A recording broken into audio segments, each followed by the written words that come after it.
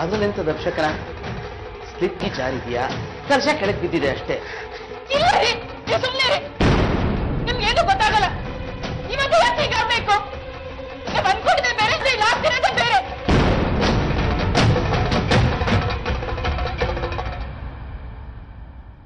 ಸುಮ್ಮನೆ ಯಾಕೆ ಮಾತು? ಎಲ್ಲ ದೇವ್ರಿಚ್ಛೆ. ಜೋಶ್ರೇ, ಹೇಳಿಮ್ಮ. ನೀವು ಹೋಮನ ಮುಂದುವರಿಸಿ. ನವಗ್ರಹ ಹೋಮ ಪ್ರಾರಂಭ ಮಾಡೋಣವೇ? ಆಚಾರ್ಯ, ಅಗ್ನಿ ಪ್ರತಿಷ್ಠಾಪನೆ ಮಾಡಿ. ರಶ್ಮಿ ನನ್ನನ್ನ ತುಂಬಾ ಹಚ್ಕೊಂಡ್ಬಿಟ್ಟಿದ್ದಾಳೆ. ನನ್ ಕಂಡ್ರೆ ಅದೆಷ್ಟು ಕಾಳಜಿ ಅಕ್ರೆ. ಯಾವ ಜನ್ಮದ ಅನುಬಂಧನೋ ಏನು. ಅಮೆರಿಕದಲ್ಲಿ ಇದ್ ಬಂದ್ರು ಒಂಚೂರು ಜಂಬ ಅಹಂಕಾರ ಇಲ್ಲ. ತುಂಬಾ ಸೀದಾ ಸಾದಾ ಹುಡುಗಿ. ಎಲ್ರ ಜೊತೆ ಎಷ್ಟು ಚೆನ್ನಾಗಿ ಹೊಂದ್ಕೋತಾಳೆ. ರಶ್ಮಿನ ನೋಡ್ತಿದ್ರೆ ಇವಳೇ ನನ್ ಸೊಸೆ ಆಗ್ಬಾರ್ದಾಗಿತ್ತ ಅಂತ ಅನ್ಸ್ತಿದೆ. ನೀನ್ ಹೇಳಿದ್ರು ಸರಿನೇ. ನಮ್ದೇನಾದ್ರು ಪಾಳೆಗಾರ ವಂಶ ಆಗಿದ್ದಿದ್ರೆ ಸುಜಾತನ ಜೊತೆಗೆ ರಶ್ಮಿನೂ ನಮ್ ಸಿದ್ಧಾರ್ಥನ ತಂದ್ಕೊಂಡ್ಬಿಡ್ಬೋದಾಗಿತ್ತು. ಏನಂತೀಯ ಡೂಡ್? ಸ್ವಲ್ಪ ಸುಮ್ನೆ ಇರ್ತೀರಾ? ಸೂಜಿ ಕೈಗೆ ಕಂಕಣ ಕಟ್ಟಿದ್ದಾಯ್ತು. ಈಗ ಅವಳು ಮನೆ ಬಿಟ್ಟು ಆಚೆ ಎಲ್ಲೂ ಹೋಗೋ ಹಾಗಿಲ್ಲ. ಆದ್ರೂ ಸೂಜಿ ಅವಳ ಎಕ್ಸ್ಲವರ್ನ ಮೀಟ್ ಮಾಡಕ್ ಹೋಗ್ತಿದ್ದ ಅಂದ್ರೆ ಸಿದ್ಧಾರ್ಥ್ಗೆ ಕೋಪ ಬರಲ್ವಾ?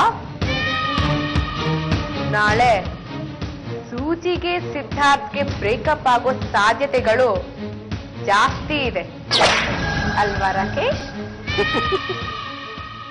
ರಶ್ಮಿ, ಸೂಜಿನ ಮನೆಯಿಂದ ಹೊರಗಡೆ ಕರ್ಕೊಂಡು ಬರೋ ಜವಾಬ್ದಾರಿ ನಿಂದು.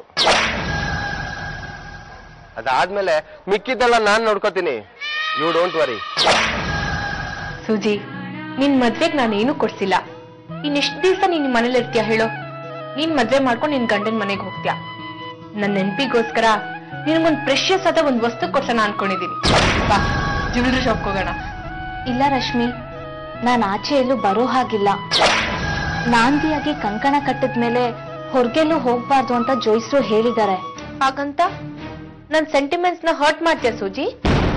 ಛೆ, ಹಾಗೆಲ್ಲ ಅನ್ಕೋಬೇಡ ರಶ್ಮಿ. ನಿನ್ ಭಾವನೆಗಳನ್ನ ನಾನು ಯಾವತ್ತೂ ಗೌರವಿಸ್ತೀನಿ.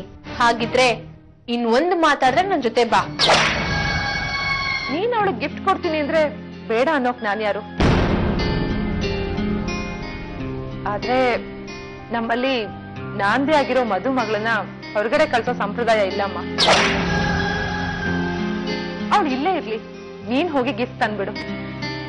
ಹಾಗಾದ್ರೆ ನನ್ನಿಷ್ಟನೇ ಅವಳ ಮೇಲೆ ಹೇರ್ದಂಗ ಆಗತ್ತೆ.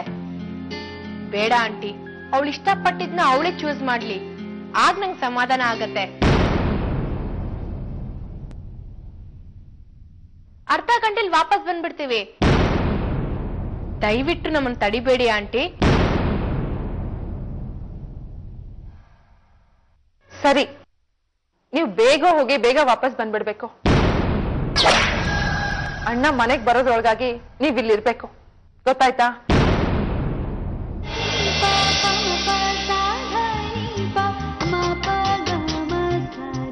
ಸುಜಿ, ಇವತ್ತು ನಿಂಗೆ ತುಂಬಾ ಖುಷಿ ಆಗಿದೆ ಅಲ್ವಾ? ಹೌದು ರಶ್ಮಿ, ಇಂಥ ಒಂದಿನ ಯಾವತ್ ಬರುತ್ತೋ ಅಂತ ನನ್ನ ಜೀವಮಾನವೆಲ್ಲ ಕಾದಿದ್ದೆ. ನಿಜಕ್ಕೂ ಇವತ್ತು ನಂಗೆ ತುಂಬಾ ಖುಷಿ ಆಗ್ತಿದೆ. ನಂಗೂ ಅಷ್ಟೇ ತುಂಬಾ ಖುಷಿ ಅನಿಸ್ತಿದೆ. ನೀನ್ ಸಿದ್ಧಾರ್ಥ್ ಜೊತೆ ಹೀಗೆ ಲೈಫ್ ಲಾಂಗ್ ಖುಷಿಯಾಗಿರ್ಬೇಕು ಅನ್ನೋದೇ ನನ್ನ ಆಸೆ. ಸುಜಿ, ಇನ್ನೊಂದ್ಸತಿ ರಿಕ್ವೆಸ್ಟ್ ಮಾಡ್ತೀನಿ. ನಾನು ನಿನಗೆ ತುಂಬಾ ಕಷ್ಟ ಕೊಟ್ಟಿದ್ದೀನಿ. ಫಿಸಿಕಲಿ ಮೆಂಟಲಿ ಟಾರ್ಚರ್ ಮಾಡಿದ್ದೀನಿ. ಅದಕ್ಕೆಲ್ಲ ರಿಪೇರ್ ಮಾಡಿದ್ದೀನಿ. ಹಳೇದ್ ಯಾವ್ದನ್ನು ಮನ್ಸಿನಲ್ಲಿ ಇಟ್ಕೊಳ್ದೆ ಅದನ್ನೆಲ್ಲ ಮರ್ತ್ಬಿಡ್ ಸುಜಿ. ಇಲ್ಲ ರಶ್ಮಿ, ನೀನ್ ತಂಗಿ ಅಂತ ಅಕ್ಸೆಪ್ಟ್ ಮಾಡ್ದ್ಯಲ್ಲ, ಅದಕ್ಕಿಂತ ನನ್ಗಿನ್ನೇನ್ ಬೇಕು?